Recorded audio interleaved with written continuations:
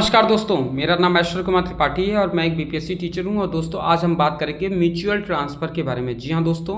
अभी हाल ही में क्या हुआ है कि डॉक्टर एस सिद्धार्थ जो कि एसीएस हैं शिक्षा विभाग के, उन्होंने सारे डीईओ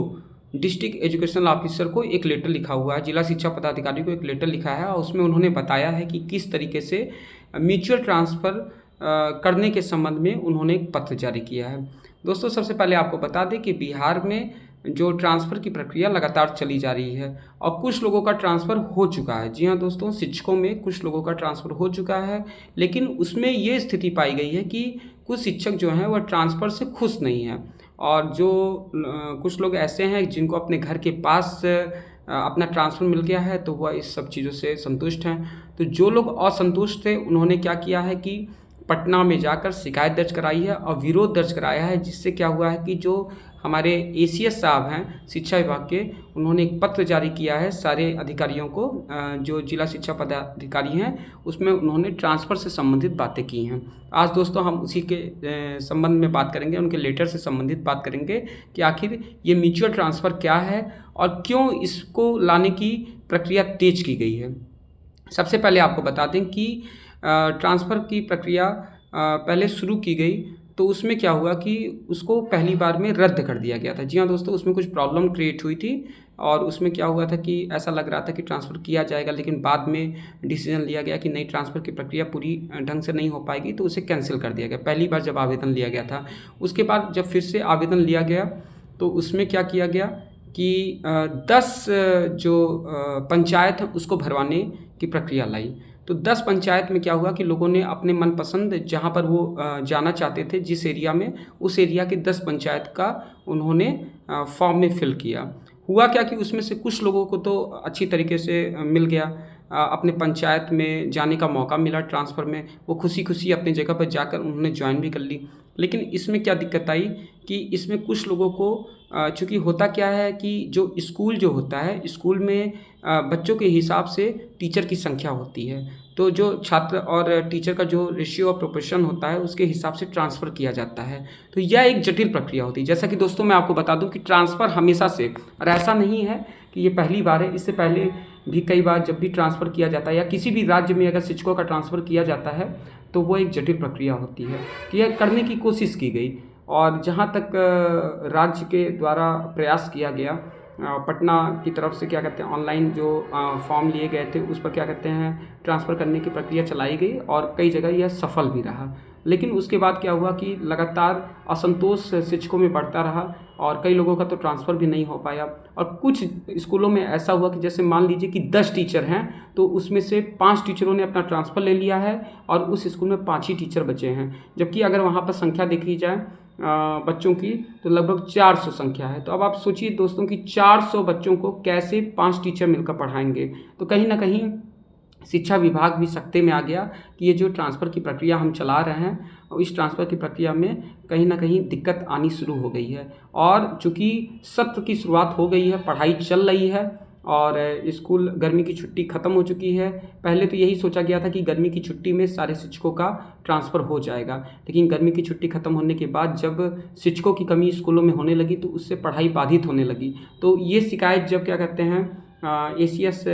डॉक्टर एस सिद्धार्थ साहब के पास पहुंचा तो उन्होंने यह डिसीजन लिया कि जो शिक्षकों की कमी है वह इस कारण से है कि कई बार ऐसा भी देखा गया है कि जो जिन शिक्षकों का ट्रांसफ़र किया गया है उसमें से कुछ लोगों ने तो ट्रांसफ़र को एक्सेप्ट कर लिया है, लेकिन कुछ लोग ऐसे भी हैं जिन्होंने ट्रांसफ़र को एक्सेप्ट नहीं किया है, वो उसी मूल विद्यालय में रह गए। तो इन्होंने एक प्रक्रिया निकाल ली है जिस प्रक्रिया का नाम है म्यूचुअल ट्रांसफ़र। इसमें क्या है, ये बताते हैं कि एक ग्रुप बनाना है और उस ग्रुप में क्या है कि आप मिनिमम 2 से लेके 10 लोगों का आप ग्रुप बना सकते हैं। तो इसमें क्या होगा कि अगर कोई एक भी शिक्षक ट्रांसफ़र होने के बाद यदि कहता है कि नहीं, मैं अपने मूल विद्यालय को छोड़कर नहीं जाऊंगा, मैं ट्रांसफ़र नहीं लूँगा, ट्रांसफ़र होने के बाद की बात बता रहा हूँ दोस्तों, तो पूरे जितने भी ग्रुप के जितने लोग हैं सबके ट्रांसफ़र को कैंसिल कर दिया जाएगा। इसको इसलिए लाया जा रहा है क्योंकि अगर किसी विद्यालय से एक टीचर जा रहा है तो उस विद्यालय में एक टीचर आना भी चाहिए, क्योंकि अभी तक क्या था कि जो छात्र और शिक्षकों के बीच में जो अनुपात था, रेशियो प्रोपोर्शन था, वो बेहतरीन था। लेकिन अब क्या हो रहा है कि अब डिसबैलेंस हो गई है स्थिति। कहीं पर क्या कहते हैं स्थिति बहुत अच्छी है, कहीं पर ऐसा भी हो रहा है कि वहाँ पे 250-300 बच्चों पे 18-18 टीचर चले गए हैं, और कहीं कहीं ऐसा भी देखा जा रहा है कि 300-400 टीचर पे केवल 5 ही टीचर बचे हुए हैं। तो कहीं ना कहीं ये जो खाई है, इस खाई को ख़त्म करने के लिए म्यूचुअल ट्रांसफ़र लाया गया है। और अगर देखा जाए तो इसमें यह बताया गया है कि जो बीपीएससी है वह बीपीएससी के द्वारा अपना ट्रांसफ़र लेगा, कहीं ना कहीं बीपीएससी टीचर को चयनित करेगा, नियोजित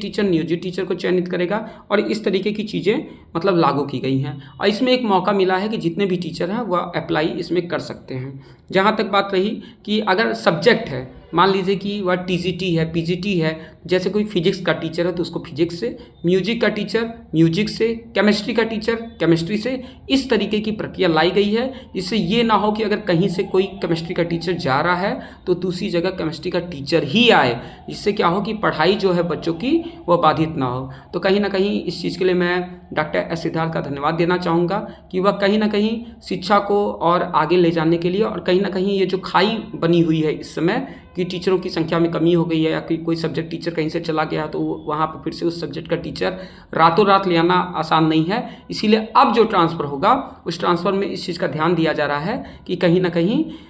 जो सब्जेक्ट जिसके पास है वह सब्जेक्ट वह लेकर अपना शिक्षण कार्य मतलब अगले स्कूल में जाके अपने शिक्षण कार्य को पूरा करें। अब दोस्तों बात करते हैं कि इसमें क्या चीज़ है। इसमें एक चीज़ देखी जा रही है कि इसमें एक प्रक्रिया दी गई है ई शिक्षा कोष, जो कि ऐप जो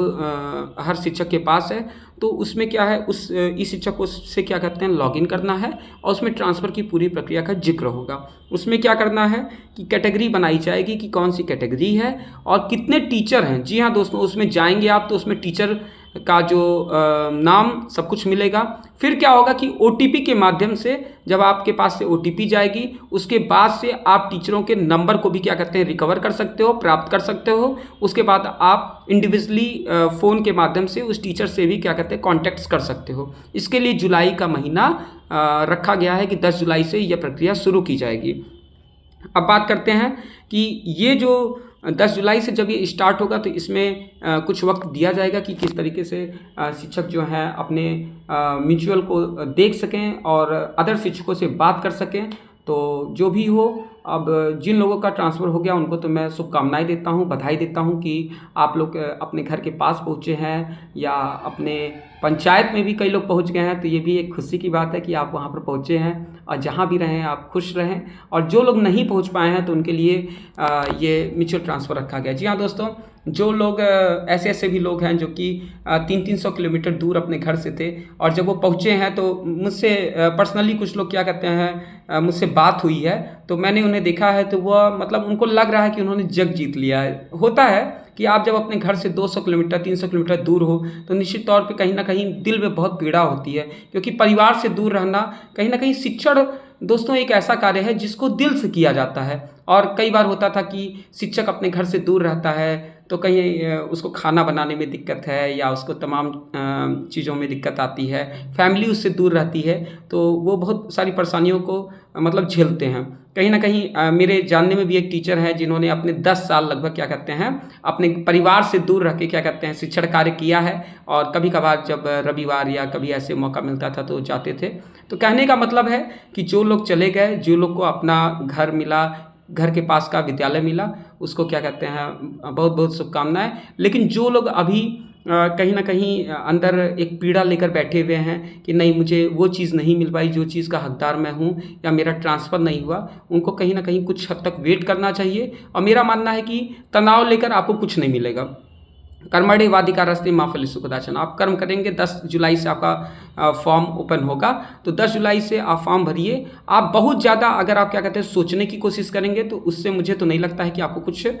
खास फ़ायदा मिलने वाला है। लेकिन जो भी है कम से कम ऐसा लग रहा था कि क्योंकि डिस्टेंस के आधार पे एक तो ज़िला के अंदर क्या कहते हैं ट्रांसफ़र हुआ है लोगों का, तो वो लोग तो बहुत ज़्यादा खुश हैं। और अंतर जिला की जहाँ तक बात आई है तो अंतर जिला में कुछ महिलाओं का ट्रांसफ़र हुआ, लेकिन जब पुरुषों की बात आई है तो उसके बाद कहीं ना कहीं कुछ प्रॉब्लम क्रिएट हुआ है। और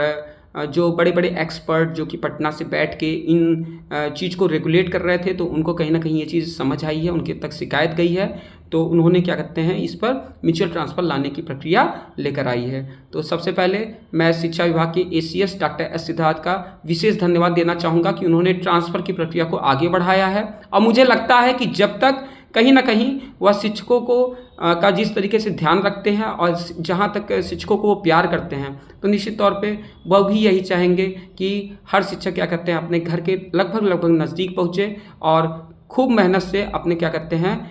कर्तव्य निष्ठता के साथ अपने विद्यालय में जाकर बच्चों को पढ़ाए और बच्चों को आगे बढ़ाने के लिए प्रेरित करे। क्योंकि शिक्षक जो होता है वो समाज का आईना होता है और कहीं ना कहीं हमारे हाथों में बहुत सारी जिम्मेदारियां हैं। जी हाँ दोस्तों, जिस तरीके से हम छोटे बच्चों को लेके उनके भविष्य को बनाने के लिए चलते हैं, तो कहीं ना कहीं ये एक अच्छी प्रक्रिया है कि आप ट्रांसफ़र की प्रक्रिया को आगे बढ़ा रहे हैं। इससे कहीं ना कहीं शिक्षक जब संतुष्ट होगा तो निश्चित तौर पे कहते हैं कि